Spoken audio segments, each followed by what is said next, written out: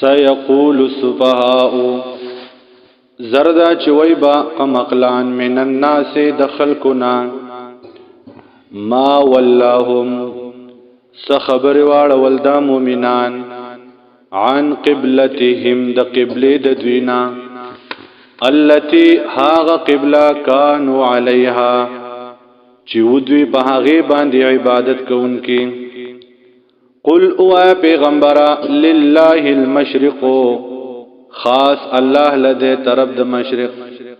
والمغرب او طرف د مغرب يهدي من يشاء هدايت کوي الله تعالی چاله چې اوغاړي الى صراط مستقيم دني غلاره وكذلك ادغشان جعلناكم منغا پیدا کړی تاسو امتن یو جماعت وسطن غورا لتكونوا د پاره چې شي تاسو شهدا اگواهان علی الناس په خلق باندې ويكون الرسول او شي پیغمبر علیکم پتا سبحانه شهیدن گوا وما جعلنا القبلة او ندا ګرځولې مونږه قبله لرا التي هغه قبله كنت عليها چې وی ته پاغه باندې عبادت کوونکې الا مگر د دې لپاره مونږه ګرځولې دا لنعلم چې ښکار شي من هغه څوک يتبع الرسول چې دیو تابعداري کوي د پیغمبر ممن دا هغه چانخ کارشي ينقلبو چې د اوړي د دین علی عقبیه پخپلو پوند باندې وان كانت لکبیره او یقینا دا کار خامخا ډیر ګران دی الا مگر نه دی ګران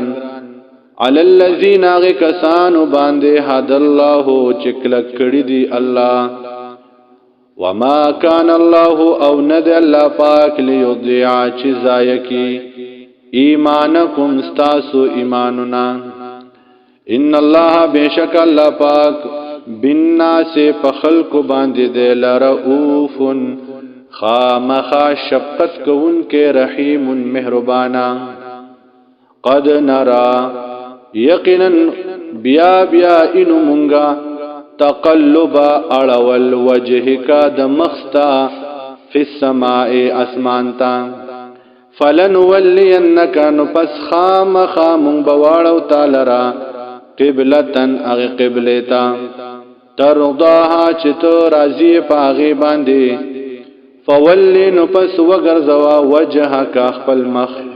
شطر المسجد الحرام طرف د مسجد حرام تا وحيث ما كنتم او کمزه کی چیه تاسو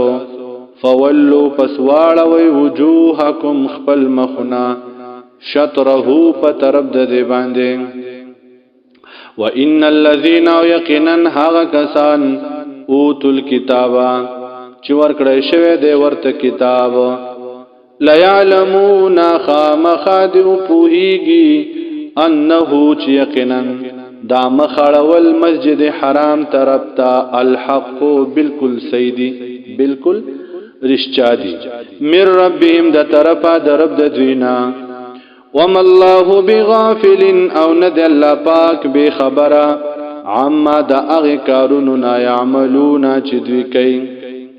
ولئن آتیت الذین خامخا کچرت پیش کے الذین اغی کسانو تا اوتل کتابا چې ورکړی شوی دی ورته کتاب بكل آیت هر قسمه نخا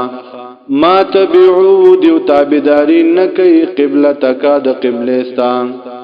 وما انت او نیت پیغمبر بتابعن تابداری کونکه قبلتهم د قبله د دوی وما بعضهم او ندی بعض د دوینا بتابعن تابداری کونکه قبلت بعضن د قبله د بعضو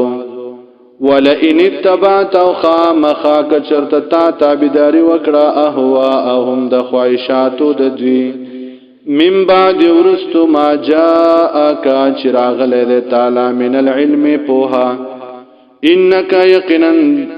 تبا اذن فدغ وخت لمن الظالمین خامخا د کمه کوونکو نه به په حکمونو د الله کې الذين د الله په احکاماتو کې کمه کوونکي هغه کسان دي آتیناهم الکتاب